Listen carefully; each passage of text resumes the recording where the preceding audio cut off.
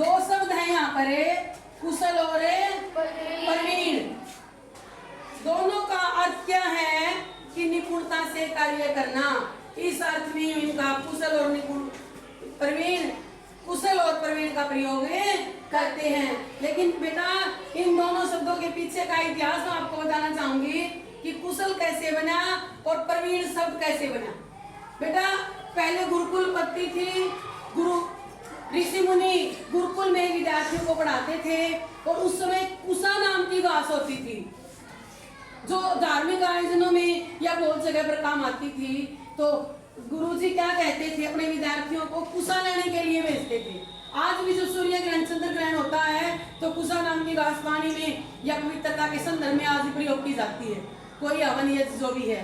तो गुरुजी जब उनको कुशा लाने के लिए भेजते थे बेटा, और कुशा घास जो होती थी बड़ी तीक्ष्ण होती थी, बड़ी तेज यानी पैनी होती है वो, और जब उसको काटा जाता है उस घास को तो कहीं ना कहीं हाथों को क्षति होती है, हानि होती है, चोट लग जाती है जो काटता है उसको।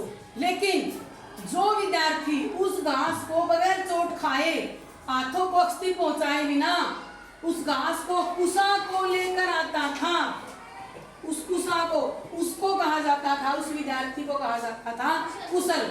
क्या कहा जाता था? कुशल। भाई ये कुशा लाने में निपुण है, इसलिए इसका ये क्या ना कौन है, ये कुशल। समझ आई बेटा? जो कुशा लाने में निपुण है, हाथों को कोई क्षति नहीं पहुंची, सावधानी पूर्वक कुशा लेकर आया, उसको बोला गया कुशल। आगे है प्रवीण, यहाँ पर उपसर्ग लगा हुआ है जो विशिष्टता के लिए प्रयोग किया जाता है। और वीण यानी वीणा, जो वीणा बजाने में निपुण होते थे उन्हें प्रवीण कहा जाता था। वीणा हमारा सबसे पुराना वाद्य यंत्र है। आपने सरस्वती माँ के हाथ में वीणा देखी है बेटा? देखिए नहीं बेटा? और हमारे महर्षि नारद जी भी वीणा बजाते हुए आपने देखे होंगे बेटा? देखे नहीं? टीवी में देखे नहीं? वीणा, वो वीणा होती है बेटा। तो सबसे पुराना वाद्य यंत्र था हमारा क्या? वीणा।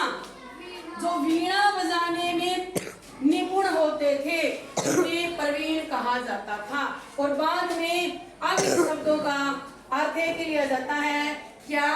निपुणता से कार्य करना। तो इन दोनों शब्दों का इतिहास जरूर समझ आया होगा बेटा आपको? जी बेटा।